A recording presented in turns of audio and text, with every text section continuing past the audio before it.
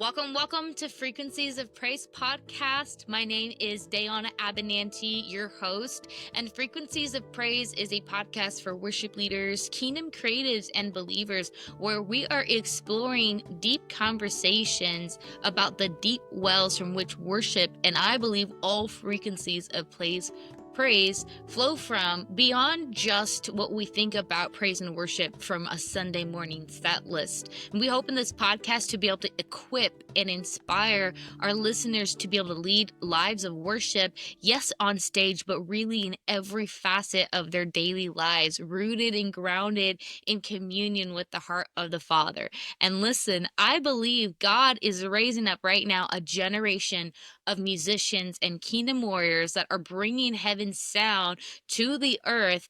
And I'm so excited because I have had the absolute privilege of meeting Donovan, and woo, you are in for a treat. I feel like this is one of those podcasts that if you're able to, you want to like grab a cup of coffee and a blanket and sit down. It's still cold right now. I'm in LA right now, and I'm freezing my butt off, even though it's like April right now.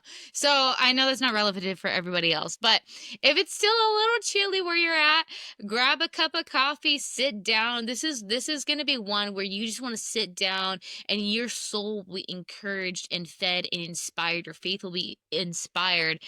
So Donavan Wells is let me see, I want to introduce you properly, is a singer, songwriter, actor, comedian, storyteller. You're going to absolutely be blessed by his stories. A sauce creator, like as in barbecue sauce, that kind of stuff, correct?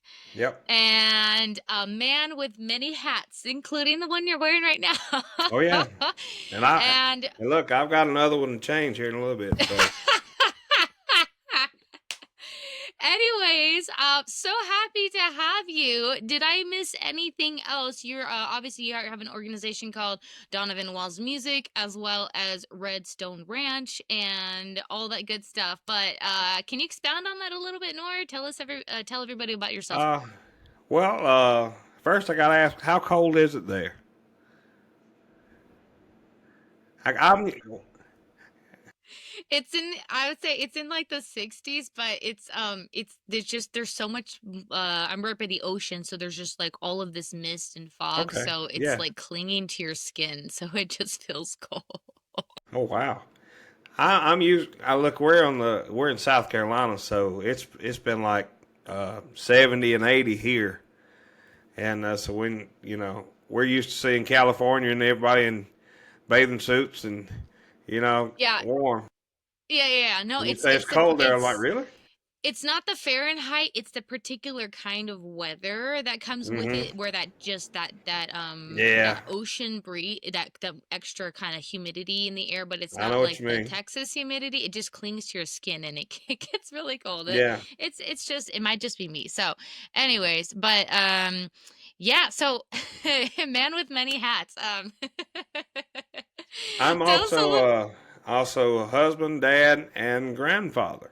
So I've got 4 grandkids that keep me busy also. Yeah, So, you also have a barbecue business as well? well, it's not necessarily. It's something that I'm trying to launch, but it's something that I created called the Whining Swine. Let me see if I can show it to you there. Now, this actually, I used to work for BMW here in Greer, South Carolina. They make the X5s, the Z4s. Back when I worked for them, they make plenty of them now. But back then, I was working there for like 10 years, and many years ago, my cousin, who was also in the music business, he was in the barbecue business, and he had started creating a barbecue sauce, and he wanted me to create a label for him because I draw and paint and all that stuff too. So I had drawn him a label and sent it to him as what he wanted, and he had sent the label in a frame back to me. A few years later, he passed away, and he never got to get his sauce out. So one day, I had shoulder surgery while I was working at BMW, which we will get into later. And so I'm sitting at home one day while I'm recovering, and I see he's got salt listed like 6 times. And I thought, that don't make sense. Why didn't you just simplify it and put salt one time? And then this ingredient was 4 or 5, and this one was 5, and that one was 4. And so it drove me nuts. And like half the day, I'm going around going, why didn't you simplify that? So I finally, about 3 or 4 hours later, I go to my cabinet or my refrigerator, and I open it up, and I take a bottle of ketchup out. And I held it next to his bottle, and it was ketchup, every ingredient from ketchup. And then I looked, and there was mustard. And so I said, okay. I said, I see how you're going here. So I tried to recreate his sauce. I tried, but I couldn't do it. There was a lot of things I couldn't figure out. But I had a base on my own, and started mixing and matching and writing stuff down until I created up my own recipe. So there it is. Among the many other things. Cool. Well, tell us how you got started in music. And I know you have a really cool story about this little I don't know if that ties in, I think, with the Acts 1:8 button he started. Oh, yeah. But I think people would be very curious to know because you've had some really cool experiences, including getting to perform on the Grand Ole Opry stage and stuff, which I Yeah. think is insane. Me too. I still think it is. So back when I was probably 6, 7 years old, it just seemed like my family's always tried to coerce me into singing or something. I could go back into looking at pictures when I was a child. My dad had gotten me a mic and a little speaker, and I used to sing along with Elvis all the time growing up. And but I was too shy to get up in public. I wouldn't do it. No matter how much they tried to get me up to sing, I wouldn't do it. And it wasn't until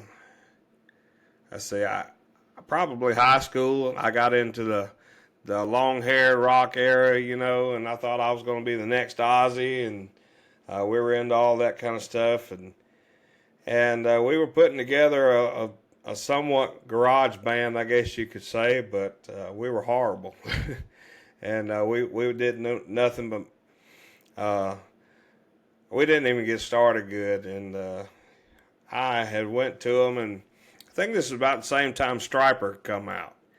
And I fell in love with Striper, and it was the time that I was really getting into. I was in church a lot, and God began to speak to me a lot that's what He wanted me to do. But I was kind of, not really wanting to do that.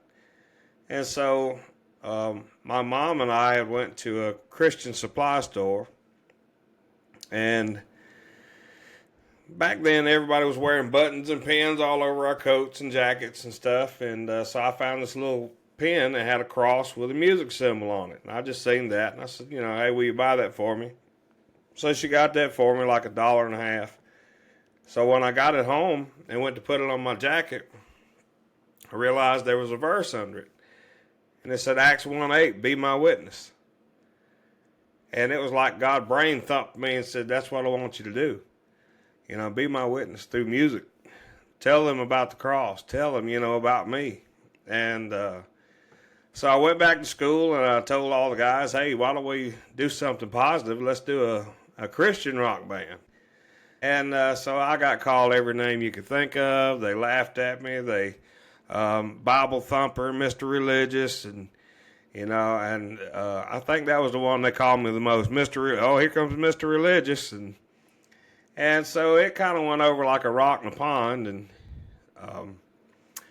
about 2 weeks of that, I kind of just went back to doing what I was doing, and I did that for the next 20-something years, honestly. And it wasn't until I think my second son was born, way after he was probably 7 or 8 years old. Karaoke made the big scene, and My dad had gotten a karaoke machine, a huge karaoke machine, and actually just bought a PA system, honestly. And so we kind of began doing that, but it led into me actually singing, you know, singing for him, which is an interesting story in itself. Um, so I don't know if you karaoke or not, but I think karaoke's fun, but this is completely random and is not spiritual at all. But I tell people that like if I do karaoke, it's the one time I let myself off the hook, and I'll be that person that like sounds off key and way oh yeah, what cause I'll tell people I'm like life is too boring to always sing the correct note at the correct yeah, time. So but that's me with karaoke. Only just because music is like literally I do music every single day, pretty much of my life. So I'm like, well, if I'm gonna do karaoke, I might as well sound bad on purpose. yeah. Anyways, that's a side note. Just for funs, right? Just have a good time. But anyways, Well, the thing is, like I say, so I had ran for like 20 years, over 20 more years. And we actually had a club that we used to go to and karaoke and drink and party and whatever else. And again, it's one of those things I tell people this, and people look at me like that didn't happen, and I'm like, that's your choice to believe it, whether you do or not. So, and again, I was not living in a good, you know, I was I was not following Christ during this time. I was a Christian, but I wasn't following him. right, right. I was living for myself during this time, and so we were in this karaoke club that we used to go to, and I get up there ready to sing, and all of a sudden I could hear this still small voice in my spirit going, I want you to do something. And the music's just beginning, and I hear, I want you to cuss them out. And I'm thinking, what? This can't be so. And I hear, it's not like you're not doing it. I hear everything you're doing. I want to show you something. And I'm like, well, okay. Uh, Like the so, story gets better, guys. oh Keep yeah, it listening. does. So, of course, I didn't take his name in vain. I didn't do that anyway. But the music started, and I began to cuss out these people, and I just cussed and cussed and cussed and cussed the entire song. And after it was over with, the music began to, the music went out, and I was expecting to fight my way out of there. So I stepped back with my fist raised, and I'm like, here we go. And everybody jumped to their feet. And I'm like, here we go. But they were applauding me. I'm like, there's no possible way they're applauding me. And I heard that little, that still small voice go, did you see that? They didn't hear a word you said. Now, I gave you an assignment to do when you were 15 years old. You haven't done it yet. So get out of here and let's get to work. And, do you remember that button I gave you? Do you remember Acts 1:8? Be my witness. Let's get to it. And so I walked out of there with okay, what do I do now? And so, again, I've listened to all kinds of different types of music, and I never ever saw myself listening to Southern gospel. But about a month later, I was kind of in a time where we had gotten back into church, and we were still not, we were going to the clubs on Saturday night, and we'd be in church on Sunday mornings. And I was, to be honest with you, I was miserable. And so for many months like this, I'm like, you know what, something's got to give. And like I say, I worked at BMW for 10 years, and it was during this time, BMW was probably 50 miles from where I live. And at that time, it was a 2-lane road, up through there. Now, of course, it's expanded now like a 4-lane road, probably bigger than that, I think. But at this moment, I was I was on my way to work one morning, and there was a truck behind me, and we were going at kind of the same speed. He'd been behind me for a long time, and like I say, I was miserable. And I just began to scream as loud as I could. That's it. Satan, get your nasty hands off me. You can't touch me. You can't have me. It only took one drop of blood by Jesus to cleanse me from you. It's me holding on to you, and I'm letting you go. Get out of here now. And I'm screaming at the top of my lungs.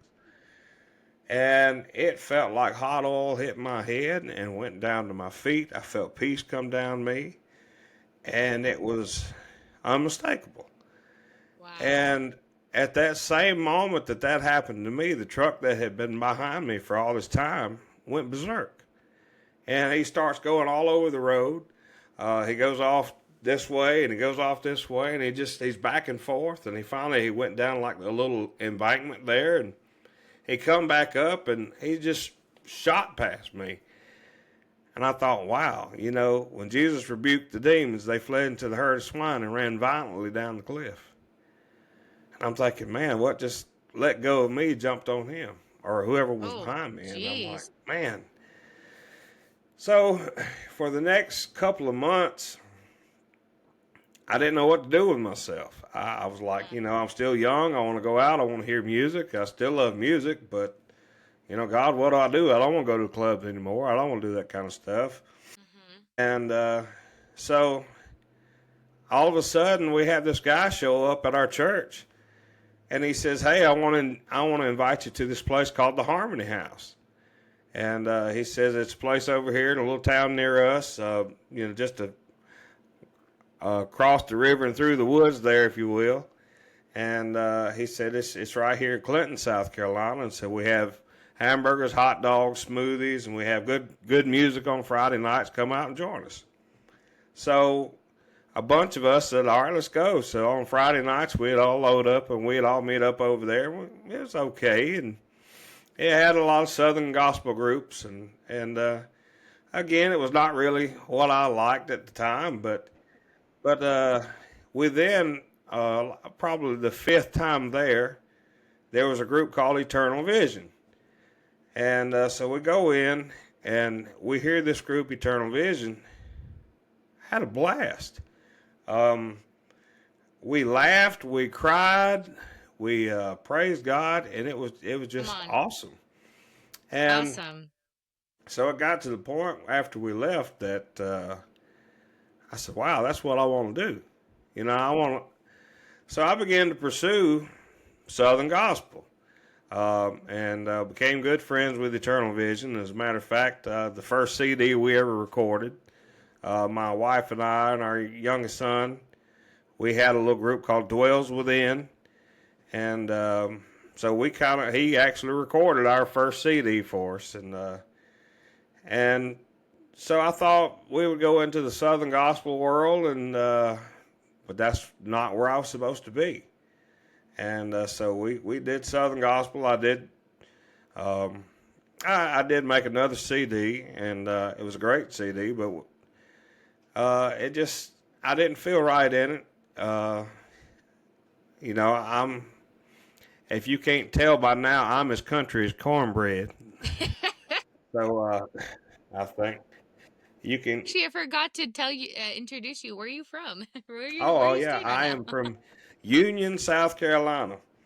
I'm sure somebody out there is going, "Hey, look, she's got Larry the Cable Guy on." No, no, I'm not Larry the Cable Guy. I had to ask where Union was, and he's like, "Well, it's kind of near here," and I'm like, "I don't know where that is either." Um, we're in the upstate of South Carolina. We're probably 3 hours from the coast. Myrtle Beach is probably the nearest to us, and so we're about 3.5 hours from there. Kind of the top part of South Carolina, almost about an hour from North Carolina, I guess you could say. Yep. So then you thought you were supposed to do Southern gospel, but then kind of what did that end up turning into? Well, during during the time that we started out, there was a lot of different things started to happen. Um, again, we started getting more involved in church, and we started growing. And so right before we went to record our second CD, my wife, she tells me, she says, "I'm not doing it." And I said, "What do you mean you're not doing it? We're scheduled in 2 weeks to go record." She says, "Look," she says, "I enjoy singing. I just don't feel like I'm called to do it." She said, I see that you're called to do it." And so I remember one day I was praying, "God, you've got to change her mind. She's got to sing with me." And she had drove my truck, and I went out to get in my truck. And when I got in my truck, the seat was still set for her. So I jump in, and my knee's in my throat, and I'm trying to squeeze in here. And I'm like, "My gosh, woman, why don't you let the seat back?" And again, here come that still small voice and said, "Who was driving this truck last?" "Oh, my wife was." "Well, who set, the seat was set for her. It wasn't set for you, correct?" And yes, that's correct. "You know why it was set for her? Because she was driving. And she's on a different path than you are. So you have to have things set for you. And I'm taking you on a different journey right now." And so I had to stop for a minute and, "Okay, Lord, well, where are you taking me?" And so the next few, years after that, I tried to fill the group with other people, and it just didn't work. It seemed like every time I try to add people to a group, I'd end up by myself. And so it was about 2 years ago, I guess, I'd actually gotten to where I thought, I'm done with music. There's nothing left for me to do. And I had friended a guy on Facebook many years ago. His name's Rick Swinesberg. And Rick, the odd thing about it, Rick used to work with Daywind, and he worked with a guy named Dusty Wells. Dusty has a son named Donovan Wells. So when I friended him, he thought I was Dusty's son. That's crazy. No, here's the crazy part. So the guy that I was just doing this festival with this past weekend, Catlin Tierce, he had asked me or told me years ago, he said, "I've got a friend named Dusty Wells." And I said, "Yeah, I know who Dusty is. I'm friends with him on Facebook." He said, "Yeah, but I think Dusty has a son named Donovan." And I'm like, "Are you serious?" So I went back and I looked up, and sure enough, Dusty has a son named Donovan. The irony of it is, I'm Donovan Wells. I have a son named Dustin. So That's crazy. So my Dustin and Dusty's son look very similar, honestly. And Dusty and I, especially if I take my hat off, Dusty and I look very similar. And I have a story that I share with Pennies. Dusty also does. So it's very, yeah, it's very. What? Listen, I'll tell you something I did one time. I saw this once before, and this woman, it was some news show, I think. It might have been 60 Minutes. I think it was. This woman she had Googled her name, her whole name. And when she did, she found 75 matches with her name. And she started looking, and they were all across the country. And so I did that. I looked up my entire name. There's 5 of us. But what was really neat about this woman's story is she rented an RV and she went across the country and she met every one of them that she could. And she said the more she met, the more she found that they were all very similar. They all had similar traits. They all had been abused in some form, and it was very neat. So the thing about the Donovan Wells that I found, we're all musicians, singers. There's always there's a connection with music, and it is so crazy. That is crazy. So, wow. As a matter of fact, there's a Donovan Wells. He's the band leader for, I think it's Tulane University, I believe it is. Don't quote me on it, but I think that's it. One of them actually was in Texas, where you're from, and this guy, he and I even look similar. We had the same we had a dog named Pepper, both of us.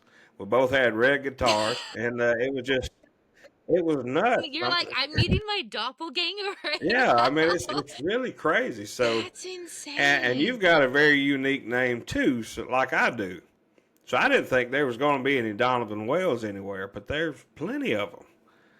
So you might Right. want to try it I out. mean, I'm pretty sure. Yeah, well, we're not going to go into that, but I'm pretty sure there are not two Dayana Ebenantes, at least with the same spelling. I could be wrong. I could be wrong. I've heard of a couple similar ones like Deanna's, but no, okay, that's insane. Not to, I don't want to go way down that, but Yeah. I've had a couple of like really eerie coincidences, like for me with like mentors of mine, like looking at people that are like a mentor I had 10 years ago and then a mentor that I have now. And they're like have the same background, the same history. They like the Mm-hmm. same sports. They had like the same like testimonial stories. Yeah. Like even like it down like and down to like I said, down to the sports they played in high school. And I'm like Yeah. and say I'm kind of tripping out a little bit because and I think it's the Lord has blessed me, I think, with a new spiritual grandma. I had a dear I call her my spiritual grandma. She passed away in 2020 from COVID complications, and Sorry to I hear. never like got closure from that because she had moved out like the year before, and so Mm-hmm. it was just weird, and then we were all in lockdown, so it was just like and then I met someone literally with like her same name. She had the same degree. She's in the same field, roughly the same age. And I'm like, so I asked Yeah. her later, I was like, can I adopt you, please? So anyways, it's weird, but I think the Lord has, I'm sure the Lord knows what he's doing. And I don't claim to know any of the mysteries, but there's also probably a lot of intentionality, whether people think the naming of their kids is haphazard or Yeah. not. I know the Lord knew before, and I think the Lord has an intentionality in the design of all the names. But that's crazy. So then tell me what happens with so you're connecting and you end up doing music or connecting over music with, was it Oh. Dusty? Okay. So getting back to Rick Swinesberg. So again, I never spoke to him, even though we'd been friends on Facebook for a while. Um, but all of a sudden, I see this post that he put out, and he said, "Hey, if you're a country gospel singer, I want to hear from you. Hmm. Send me your music. I want to hear it." And at that point, I'm like, I've done sent songs out 1,000 times. Nobody's ever responded. What's the use? No, I'm not doing it. And here come that little still small voice and said, "Do it again." And so I scrolled by and I said, "No, I'm not doing it." And I went back and I listened to it again, and I got halfway through and I scrolled on. Something said, "Go back, listen." And I went back and I listened, and I finally said, "No," and I go back and listen. So it took like 4 times. And I finally listened, and I heard, what's it going to hurt? And I said, well, what will it hurt? So I picked 2 of my songs off of our second CD, and that I had written, and I sent to him. I thought, well, that's that. I'll probably never hear from him. Well, he actually the very next day sent an email and said, "Hey, call me. I want to talk to you." I'm like, okay. So I called and we talked for about an hour, and he said, "Hey, can you be in Nashville in like 2 weeks?" Well, I wasn't planning on it, but yeah, I think I can. So we went to Nashville and we talked with them, and next thing you know, I'm recording again, and so I've recorded a song called "Goodbye," and then we recorded another one called "Let It Roll," which is the one that I got to sing on the Grand Ole Opry. So and that's an interesting story in itself on that. But so I'd love to hear it again and for the okay, listeners. And I um, think that's what's beautiful is like there's so many just God stories in that and the divine appointments in that as well. yeah. So I had so we were doing a showcase at the Opryland Backstage Grill in Nashville. And again, they've got that little makeshift stage. It looks like the Opry stage. And so my wife and I had gotten there like the night before on a Friday night, and we're going in to eat and check out the food. And of course, I want to see how the barbecue ribs taste. And and I had a buddy of mine who he played guitar for Alan Jackson. His name is Monty Allen. And so they've got TVs everywhere in the Opryland Backstage Grill. And I'm sitting there and I hear, I look up and there's Alan Jackson, and I look and there's Monty on the side of the Opry stage on this TV. And I'm like, look at there. I said, I don't know if God would ever allow me, but look at Monty up there on that stage. I said, I don't know if he'd ever allow me to get on that stage, but I'm tickled to death I get to be right here on this one in Nashville. So we sang, and the very next day, one of the other guys that was there, he said, hey, I need to speak with you. And he said, I'm involved with something else. And he said, I'd love for you to enter it. He said, well, what we're doing, he said, we're having a competition in 4 cities. And of those 4 cities, we're going to pick five people and from each city. And at the end of it, he said, they'll go on to the Grand Ole Opry for the finale. And I'm like, dude, I was just talking about this last night. I said, count me in. So I entered it and got involved with the Inspirational Country Music Association. And so we went to Owensboro, Kentucky for the first competition, and we got there, and I thought we had a great night, but I didn't get picked. So I said, well, I guess that's that. So I come home, and one of the contestants, she messaged me. She said, hey, are you going to get into any more? I said, well, I didn't know I could. She said, oh, yeah, you can get as many as you want. So I looked at the dates, and I said, well, I can go to Louisiana. So we chose to go to Lake Arthur, Louisiana, and my wife couldn't get off work, but my son went with me. And we get down there, and the first night, on a Friday night, we're introducing ourselves, and we had everyone's meeting each other and eating and everything. And after we got done, I had a lady come up to me. She said, hey, she says, can I speak with you? And I said, sure. She says, do you believe in the prophetic? I said, I do. I believe in it strongly. And she said, well, I want you to know, God, when you were introducing yourself, God showed me that you were going forward. And I said, I've got a positive feeling about this date too. And I said, I feel, something's going to happen. So we did the competition the next day, and so what was odd is every time they'd get ready to call the name out, the cameraman would point at me. But they would call somebody else's name. So the first name got called, it wasn't me. Then the second name got called, it wasn't me. The third name got called, it wasn't me. Fourth name got called, it wasn't me. So I'm like, here it is, here's the last one. Fifth name got called, it wasn't me. And I'm thinking, that's odd. I thought I was going through, Lord, and I kind of sit there for a minute thinking, well, I guess maybe I was wrong. Maybe she was wrong. So they got the new ones up there on the stage, and then they come back out and they said, we've got an announcement to make. We're going to have a wild card. We're going to pick one more name. And called my name out. So I'm like, wow, so I was the last one that got to go. And God was like, I'm singling you out. Yeah.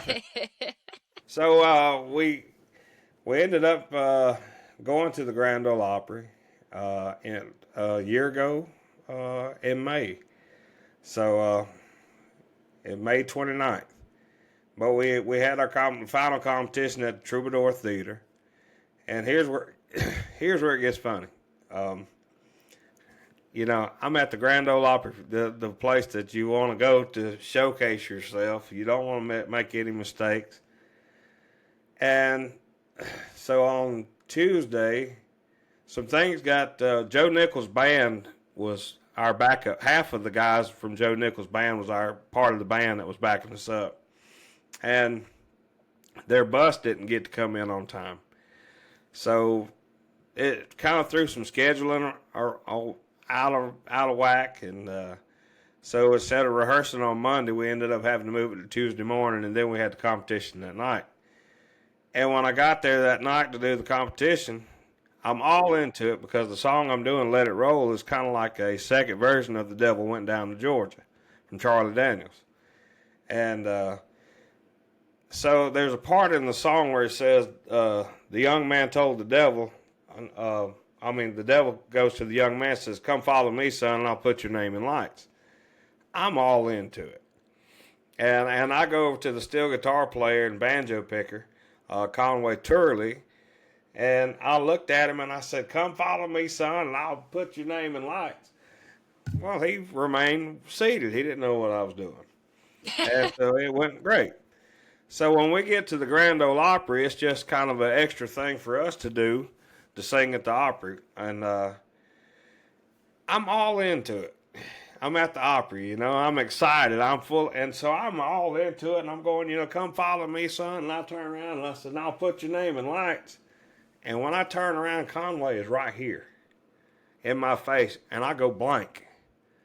I can't think of the next word. I'm thinking, Mary, Mary, Mary had a little lamb, twinkle, twinkle, little star, sing something. No. I don't care what it is. And I can't think of a single thing.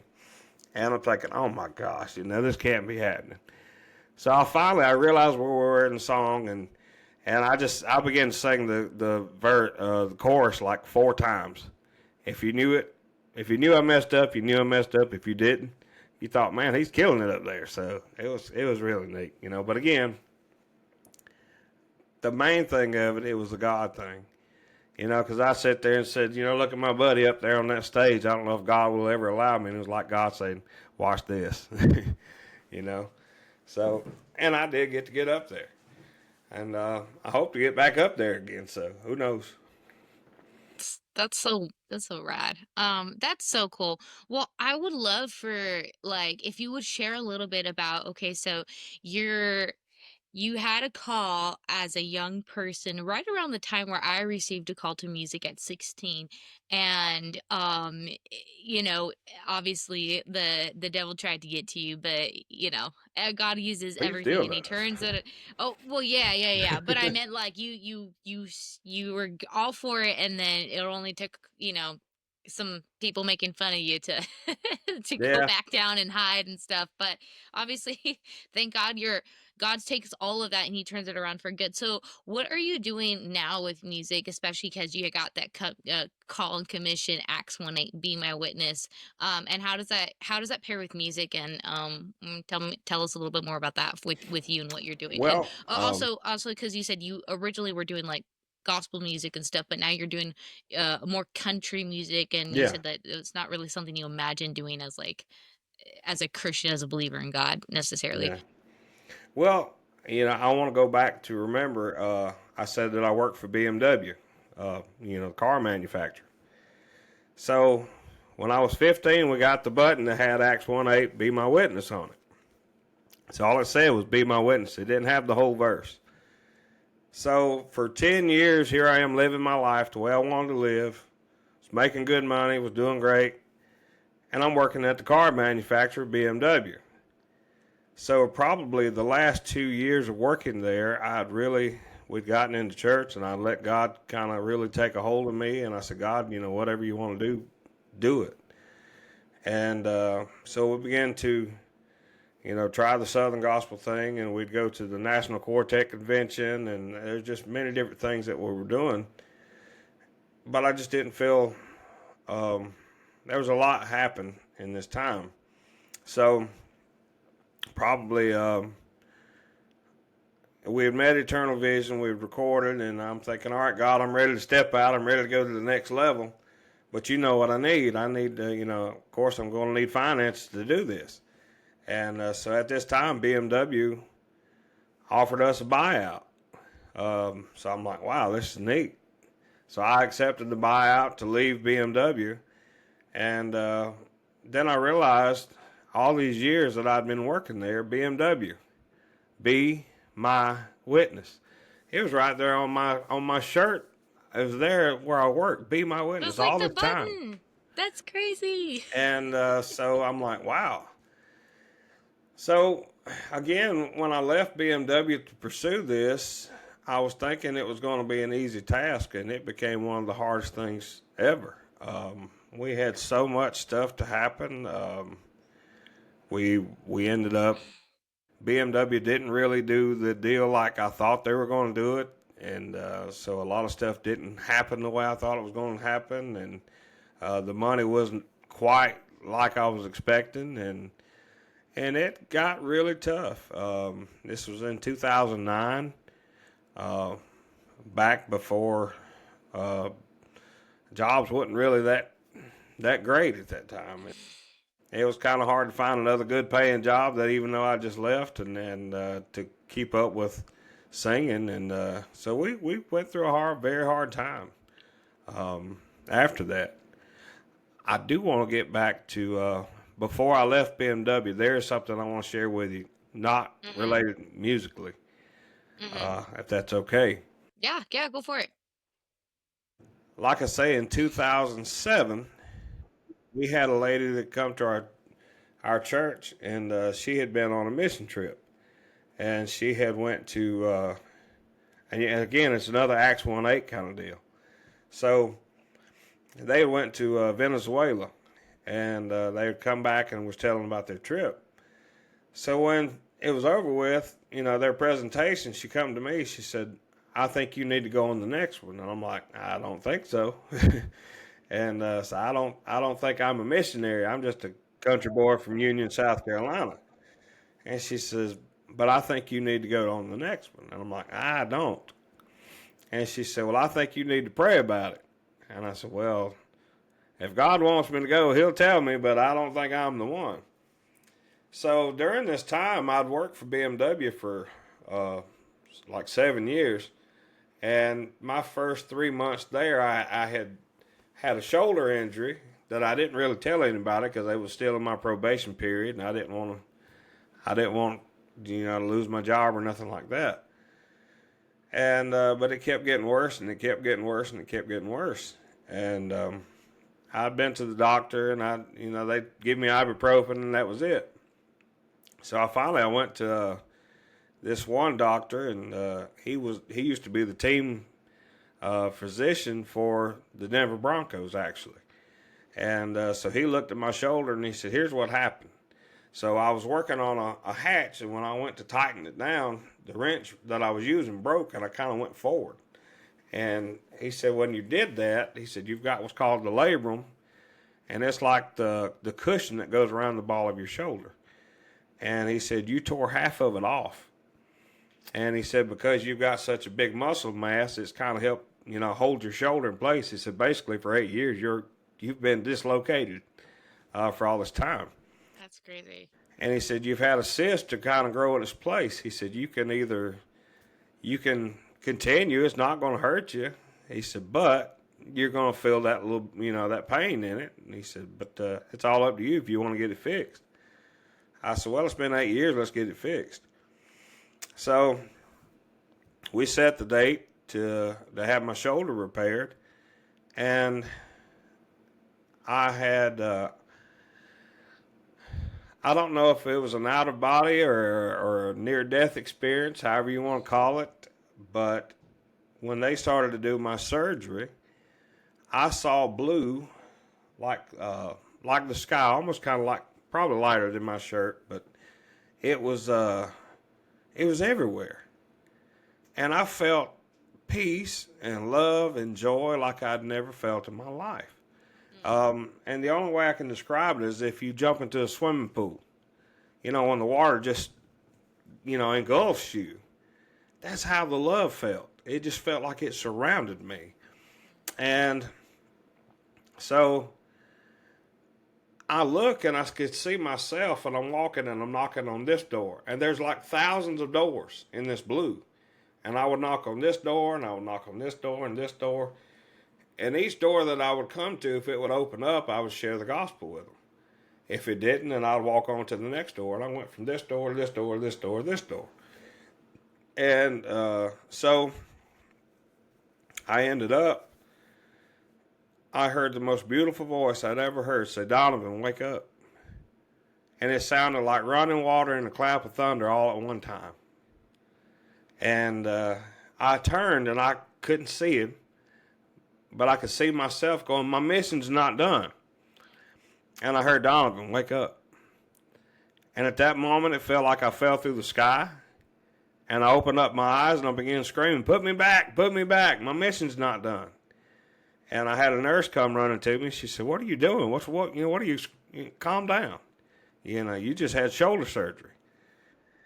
And so I said, oh, well, okay. And I said, but you got to put me back. My mission's not done. She said, what are you talking about? What mission? And she said, you just had your shoulder worked on. And I looked around and I'm like, okay, I don't know what I'm talking about either. So for the next 2 weeks, I was kind of just miserable. I'm not miserable, but I mean, I was like, man, I want to go back to that peace and love that I felt. I've never felt that intense. And so we were having our Relay for Life event here in Union, South Carolina. And I've got my arm in a sling. I can't do anything, and I'm trying to help out, but I'm getting in the way. And so I finally got a little, so I'm just going to walk. And I started making my laps. Well, I see the woman who asked me to go on this mission trip. And let me back up just for a second. So while I'm sitting at home, before my surgery even took place, my wife had went to get her hair cut at the hair salon where this lady worked. And she come in one day with a stack of papers. And she says, here, Gene told me to give you this. I said, what is it? She said, it's about that trip. I'm not going on that trip. And I threw it on my desk and never paid it no attention. So I probably 3 months goes by before I have my surgery. So after my surgery, I'm sitting, I'll take that back. Before my surgery, I was cleaning up one day on my day off, and I picked up this stack of papers, and I'm like, what is this? And I flip it over. Guess what verse I see?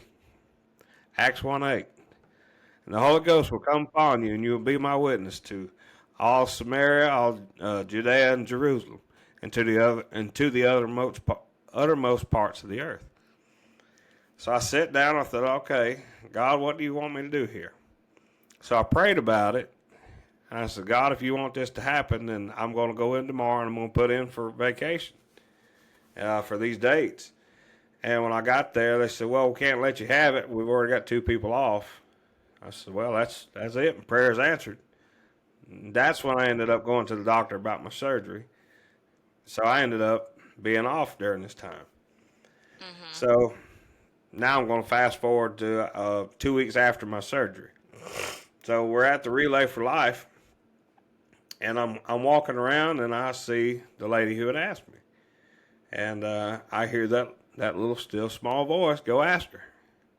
And I looked at her, and I'm like, no. So I made a lap, and I looked back, and I hear, go ask her. And I'm like, no. And so you'll learn that I'm a stubborn fella. I'm kind of like, So it took about 3 times, and I finally stopped, and I walked up to her, and I said, Jean, I said, that mission trip you're going on, I said, do you have room for me? She said, Donovan, we're leaving in 3 months. She said, I don't know. She said, let me call and see. So she called the preacher to find out if I could, and he said, somebody dropped out this morning telling me he's taking his place. I'm thinking, okay. So she said, what about money, and what about your passport, and what about all this stuff? And I said, well, if God's wanting me to go, then he'll make all this happen. She said, okay. She said, so here's, we're having a meeting next week. Come to the meeting. So I go to the meeting, and they said, go to Spartanburg, South Carolina to get your passport. Union would be too slow. I'd never get it. And again, we live in a little small country town. And so there had been people who had gotten their application in about 12 months and still hadn't gotten their passport. So I'm on my way to therapy one day, and I hear that little still small voice said, hey, go get your passport. So I pull into let me stop right there. The Sunday before this, my mom comes into my Sunday school room, and she says, I don't know why, but I think you need this. And she threw down my birth certificate. I had not even spoken to my mom about this. She knew nothing of it, but she just said, I think you need this. What do you need for a birth certificate? That's the first thing you need, or your passport. That's what you need, the birth certificate. So I'm on my way to therapy, and I hear go get your passport. So I go into the post office, and I need a passport. And in and out in 5 minutes, I fill out the application. I'm gone. Did my therapy and come home. The news of the day: George W. Bush had said you didn't need a passport to get out of the country. All you needed was the application. So there's people in New York, Chicago, Atlanta, 4 or 5 hours waiting in line just to get an application. I just walked in and out in 5 minutes. So 2 weeks later, there's a knock at our door. My wife come in. She said, "You're not going to believe this." I said, "What?" She said, "Here's your passport." That is There's insane. no way. That is insane. So I go back to our next meeting and I tell everybody, I said, "Look here what I've got." And they're like, "Oh my gosh, how'd you get that so quick?" I'm like, "God did it. That's all I can tell you." So we ended up, we go to Morelia, Mexico. And the money was there, passport was there. And we get there, and what we're doing is we're helping his Juan Ramon Gastelum. He's a preacher there, but he's an architect, and he builds apartment buildings. And when he gets the apartments building complete, he starts witnessing to the people, and then he builds a church for them. Amen. And we were there helping him on, like, I think his 10th apartment complex. And so he split us up into 3 groups, purple, yellow, and blue. Of course, I was on the blue. And of course. So we go to Uruapan, Mexico, and we stay with some families there. And that Monday, we get up, and it's pouring down rain. And we're like, what are we going to do now? And so they said, we're going to pray that God will stop the rain for us. And we were like, okay. So, here we are, us big Americans going to show them what to do down here. And it was just the opposite. They showed us what we should be doing. So we hit our faces to the floor and began to pray. And it wasn't just a simple, "God, please stop the rain. We thank you, we love you, amen." We prayed for like 30 minutes, faces to the floor nonstop. And when we got up, we was like, wow, you could feel the spirit in the room. And so when we got up, the little kids grabbed guitars and started singing, and we were clapping and, going with them. And then he said, "All right, let's pray some more." And we got back on our faces to the floor again, and we prayed for another probably 30 minutes. And after that, we stood up in the rain and kind of slowed down to just kind of a mist outside. And they said, "All right, let's go." So we got our stuff, and now this is during their rainy season, so it don't normally stop. And here it is slowing down for us. So we got our gear, and we go out, and the minute we walk out the door, it's like I ran into a wall back here. And I thought, what am I doing? I don't belong down here. I'm not a missionary. So, why am I here in Mexico? I'm just a country boy from Union, South Carolina. And so I stood in the middle of that street there, and I said, "God, if this is you, you're going to show me that you brought me here. If not, I'm getting on a plane today, and I'm going home. I'm not going to be down here, So we were helping him, like I say, going to door. We were going to invite people out to a play they were putting on. So we go a mile down the road, and we're knocking on doors. And so we go down to probably a mile. And by this time, the sun's popped out. It's so hot, we're getting sunburnt. And again, remember, it's rainy season. So we go like a mile down, and then we turn to go probably another mile to the new apartment complex.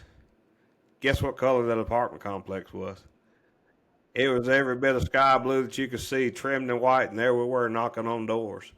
And I'm thinking, oh my gosh, God, you showed me. And so I said, "All right, Lord." And there was like 345 people got saved that week.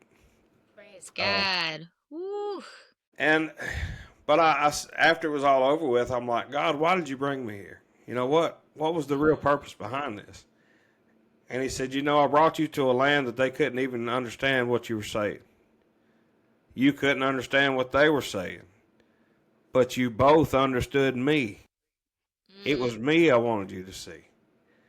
Now, if you were bold enough to go to a foreign land to share me, then I want you to go back home where they can understand you and share me with everybody you can.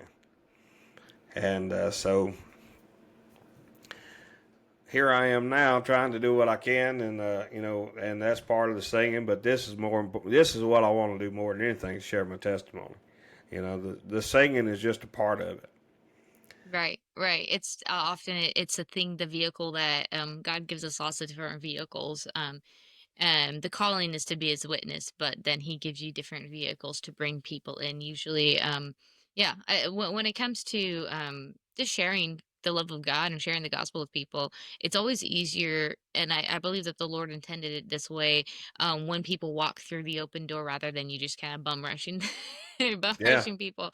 I mean, the Lord has encounters there too, but I found for me that usually sharing, for me anyways, what God has opened up the doors for me to do in music has brought people into his presence, brought people into a place where they're open for prayer, they're open for hearing from him, they are hungry, and it's really beautiful. We do get to wrap this up and button hook this, but I would love to hear really quick. Do you want to tell us a little bit about your Redstone Ranch, and do you want to tell us a little bit about your Headed for Home before we wrap up? okay. Well, what I call Redstone Ranch is this right here. We'll have to share a part two of this maybe because I there's think so. I think we're due for a part two. there's an interesting story. Now we had a group come to our church many years ago, and they just said, we like to carry a bowl full of these little red stones. And he said, it represents the blood of Christ. And we handed out, shared this is the blood of Christ. And I thought, well, I'd like to expand on that. So me and another guy at church, we began handing these out. And so now I take them everywhere I go. You can be at the grocery store, you can be at the gas pump, you can be anywhere, and you can say, run into anybody and say, hey, man, you ever have a bad day? And, naturally, most people, man, Yeah, I'm having one right sure. now, so I'll pull it out and I say, look, and I hand that to them and I'll place it right there in their hand. And I say, look, this is one drop of blood Jesus shed for you. Remember that he took the nails on the cross for us, but he overcome that cross so we can overcome whatever we're facing. And I said, you see how it makes a circle? Sometimes we can get our lives bent out of shape like a wire hanger or whatever. Mm-hmm. I said, if we'll trust in that blood that he shed for us, then he can bring everything back around and make it right. And I said, if you carry this in your pocket and remember, every time you need it, remember that blood that he shed. One of these days you'll pull it out of the pocket and it'll be as clear as glass. And I said, we can get as black as soot sometimes. We still stumble and fall. But if we'll go back to that blood and remember, he can cleanse us and make us as clean as we were the day we were born. So, and that's what I kind of call my Redstone Ranch. But I'm wanting to expand on that a little further That's cool. instead We'll of have to do that in a separate episode because I know this is such a treat to have you here. It's such a treat to be able to have you share your stories, and you're someone that's bold and sold out for Jesus, and you've given him your yes, even if it takes a minute to get there. yeah. Do you have a new song coming out? Is that correct? I do have a new song that's coming out the first week in May, and it is called "Headed for Home." So let me put my baseball hat on, being that I've got and look, I've even got a baseball jersey on. If you can see it. Hey, I was about to ask you about your So, shirt. That's awesome. um, but it's actually the song is one that I wrote many years ago, and it's all about kind of the parallels between baseball and living life. And so I've kind of thought about when Daddy pitched me his last name, and I swung the bat and I cracked the ball, and I've headed down the baseline following Jesus, and now I can hear the family and friends shouting, hurry up, and but I've already tagged up at first. The first time I called on Jesus' name, I slid in the second. The second I let him in my heart, my life hadn't been the same. I got caught in a pickle on my way to third, but I found forgiveness on the third day Jesus arose. And the Amen. devil's trying even harder now because now I'm headed for home. And so that's kind of that's the chorus to it, and that's what it's all about. So Well, that's so good. Oh man. Well, could you leave listeners really quick with some encouragement? Two things. One is people that feel like they have a gift in the arts or in music that are not quite sure a what to do with it or how to utilize it for the sake of the gospel and the kingdom, and B, just people in general who are afraid or are holding back and have not quite given God their full undivided yes when it comes to being my witness. And like that can be really scary a lot of times for people yeah. to like step into that. What would you say to those people? Well, there's something that I finally realized many years ago. Number one, we all have a testimony. And what does the Bible say? We're overcomers by the blood of the Lamb and the word of our testimony. Amen. Um, so take that testimony. Our testimony is a tool. Now you can use it by speaking it. You can use it by singing it. However you Mm, can do it. So take right. your testimony and run with it. Um, Amen. and here's the thing about it. Again, and I'm not going to lie. Today's been kind of a rough day for me. And the Bible says um, to rejoice when we're in times of trouble. And I always found why. Why do Mm, I want to rejoice when I'm going through something? So, and I've gone through a lot. We didn't get to cover it, a lot of what we went through. But, mm-hmm. you know, it was many years ago. I was doing my Bible study, and I've read this several times, especially right now that we're getting ready to go into the Easter season. Um, Mm, you think about Jesus telling Peter that he was going to deny him, and Peter said, "I'll never deny you," but he denied him 3 times. But there's one thing Jesus said to Peter that never really stood out to me except on this one time. He said, "Peter, this day Satan comes to sift you like wheat." And it just kind of stood up at me, and I'm like, wow, I never seen that before. And after I read that, I heard that little voice say, "Now go to Job." So I flipped to Job and I started reading Job. And at this moment, as I'm reading, Satan goes to God and says, "Hey, take your hand off Job and I'll prove to you he don't love you." God says, "You can do anything you want to, but you can't kill him. I'll prove to you he does love me." So whenever we're going through some trial or something that we're, fear or whatever it be, we got to understand Satan's done went to God and said, "Hey, take your hand off Donovan and I'll prove to you he don't love me." And God's saying, "Go ahead, I'll prove to you he does." Uh, times when you're facing things, he's going, "Look at Deanna." And God's saying, "Go ahead, I'll show you that she loves me." So those times that we're facing fear or fright and we just don't know how to do it, just, we've got to understand God has given us courage to be the head, not the tail. And so he wants us to lead and he wants us to be, what we're called to be. But we have to rely on his strength. So, again, be encouraged whenever you're facing things and knowing that, hey, we're doing this to prove how much God is, and how Yeah. much we rely on Him. Yeah. Oh, that's so good. Yeah, I know I want to reiterate what Donna was just saying. Sharing your testimony. I recently was doing a thing with my church where they had asked me to come out and do a training for evangelism for the church, and I'm thinking like, you guys are crazy, right? Like that's not really what I do. I don't do like this whole evangelism thing, and the Lord has a sense of humor because sometimes Oh He'll yeah, push you into something that you're like, I'm the least qualified out of all the fivefold like gifts, ministry, apostle, prophet, teacher. I'm like, that's the one thing I don't do, guys. So yeah, the Lord has a sense of He humor. does. But what I was able to do, and I think maybe because of the Lord wanting to use me that way, because I'm not your just overly charismatic person that just has a natural gift and a knack for just doing that with people. But what I encourage the church to do is I said, hey, just share your testimony. And your testimony doesn't have to be I used to be on drugs and in jail, and now I'm not because I met Jesus and I'm good. I mean, those are powerful Hmm. testimonies, and those are important testimonies, but the testimony is just a simple testifying what the Lord has done for you, testifying of the Exactly. goodness of God in your life, testifying of Exactly. the faithfulness of God, and just sharing that with another person. And so even yesterday, um I was talking with a guest because I was helping with an Airbnb that my parents have, and so we are just chatting and talking about what some of the things I've been doing in my life. And I since he was introduced, he's like, "Wow, like that's so fascinating." And I just said, "Okay," like, and I'm pretty sure I'm like, I don't think he's a believer, but I just shared with him my testimony. I said,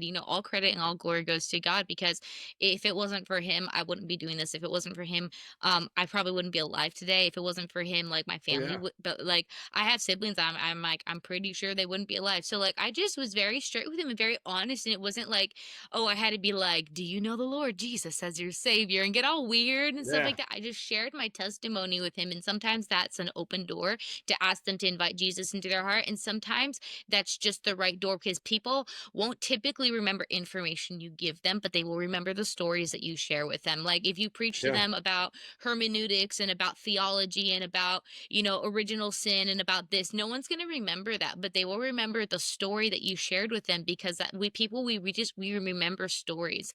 Well, So and I want to add to that. Many years ago, again, we were going through a really hard time, and I think I shared this when we talked on the phone. Um, there was another guy that I went to church with when I was younger, and he had like the perfect life. He grew up, and he had the perfect wife, the perfect job, the perfect house, perfect car. It just seemed like everything he touched was just wonderful. And we struggled a lot. We still struggle a lot. And I remember praying one day, and I'm like, God, I don't understand this. Why am I facing so much?